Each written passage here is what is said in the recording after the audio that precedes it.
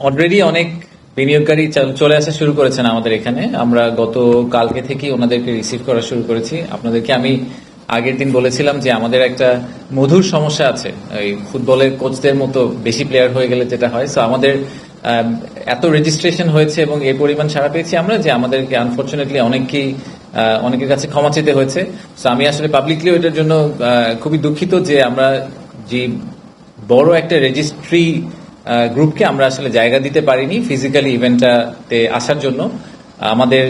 আমরা যেটা প্রায়োরিটাইজ করেছি সেটা হচ্ছে যে আমরা আসলে যারা ফরেনার, যারা বাইরে থেকে ফ্লাই করে এসেছেন আমাদের সাথে দেখা করার জন্য, এবং যারা নন রেসিডেন্ট বাংলাদেশি, একটা বড় নন রেসিডেন্ট বাংলাদেশি গ্রুপ এসেছেন তারা আমাদের সাথে এই সামিটে অংশগ্রহণ করার জন্য, তো তাদেরকে আমরা প্রায়োরিটাইজ করেছি।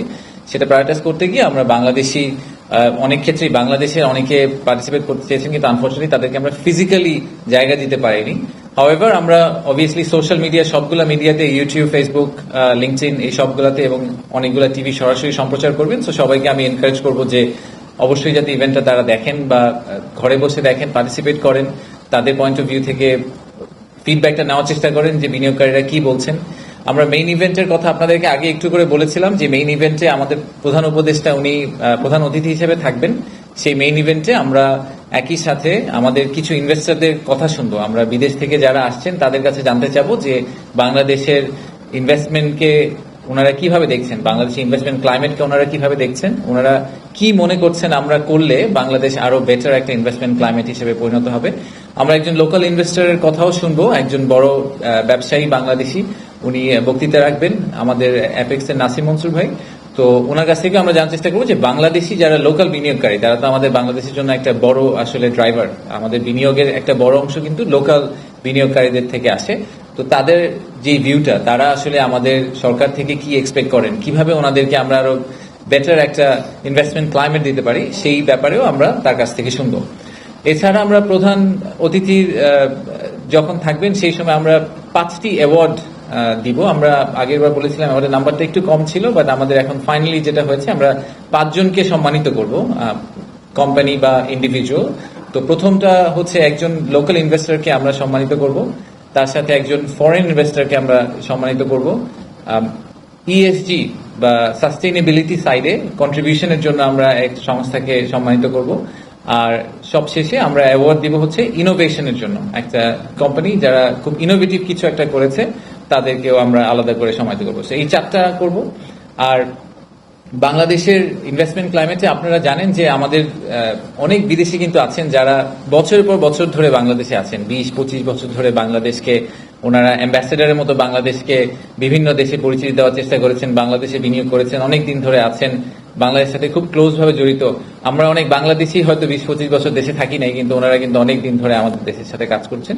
তো এরকম একজন বিদেশি বিনিয়োগকারীকে আমরা একটি সম্মাননা দিব, ওনাকে আমরা অনারারি সিটিজেনশিপ অফার করব এই ইভেন্টের থ্রুতে। সো এটা একটা কমপ্লিটলি ডিফারেন্ট অ্যাঙ্গেল দিবে আমাদেরকে, বাট আমরা জেনারেলি মনে করি যে আমাদের সবচেয়ে বড় অ্যাম্বাসেডর হতে পারে হচ্ছে যে কোনো বিদেশি যদি এসে বলে বা সে তার দেশে গিয়ে বলতে পারে যে আপনারা বাংলাদেশে বিনিয়োগ করেন, কারণ আমার বিনিয়োগটা খুব সফল হয়েছে এবং আমি মনে করছি যে বাংলাদেশ বিনিয়োগের জন্য একটা খুবই ভালো জায়গা।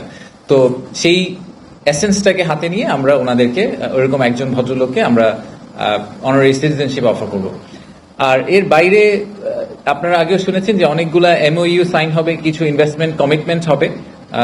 MOU signing actually is a big range. So এই রেঞ্জের মধ্যে শুধুমাত্র আমরা ইনভেস্টমেন্ট নিয়ে কথা বলছি না, আমরা এর পাশাপাশি আরো বেশ কিছু যেগুলো টপিক আছে, যেগুলো মেইন কি টপিক ইনভেস্টমেন্ট ক্লাইমেট রিলেটেড, যেরকম একটা এক্সাম্পল হিসেবে আমরা বলতে পারি যে লেবার ল নিয়ে আমরা আপনারা দেখেছেন যে ইন্টারিম গভর্নমেন্ট লেবার লর ব্যাপারে খুবই সিরিয়াস।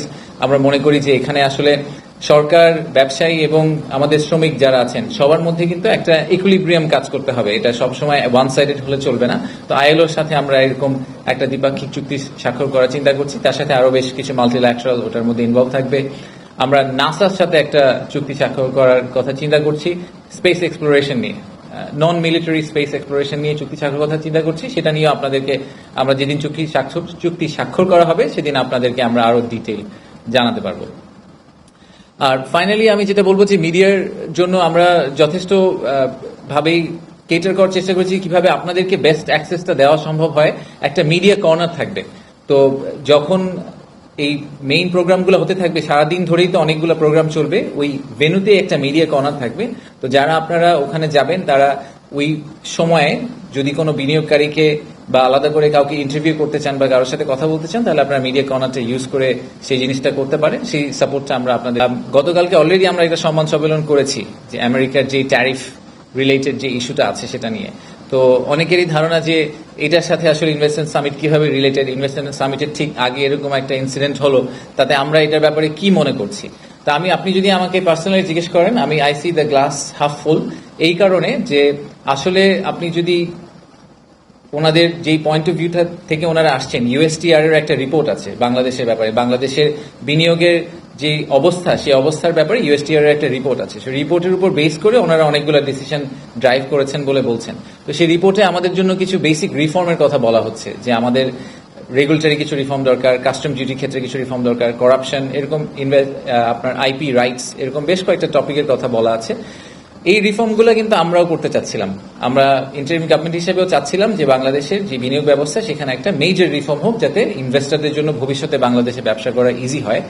তো ওনাদের এই এডিশনাল পুশটা আমাদের জন্য আসলে একটা খুবই বেনিফিশিয়াল আউটপুট। আমি মনে করি যে এই মোমেন্টামের উপর বেস করে আমরা অনেকগুলো রিফর্ম আসলে আমাদের বিনিয়োগ ব্যবস্থার মধ্যে করে ফেলতে পারবো, সেটা আমাদের জন্য আসলে ভালোই হবে। এটার মধ্যে নেগেটিভিটি আমি একদমই কিছু দেখি না। এই অপরচুনিটিকে ইউজ করে আমি মনে করি যে আমাদের আসলে ওভারঅল ইনভেস্টমেন্ট ক্লাইমেটে একটা সিগনিফিকেন্ট প্রোগ্রেস আনা সম্ভব। আর আমাদের কম্পিটিটর কান্ট্রি যারা আছে তারাও আমাদের সাথে একই বোটের মধ্যে আছে, একই নৌকায় আছে। সো তাদের ডিরেকশন অফ ট্রাভেলটা যেদিকে হবে, আমাদেরটাও মোস্ট লাইকলি সেদিকেই হবে। সো আমি এটা নিয়ে একেবারেই চিন্তিত না যে ইনভেস্টমেন্ট ক্লাইমেটের ঠিক 4 দিন আগে হঠাৎ করে একটা ইউএস এর চেঞ্জ ইন পলিসি আমাদের জন্য কি মেজরলি নেগেটিভ হয়ে গেল কিনা। আমি অ্যাকচুয়ালি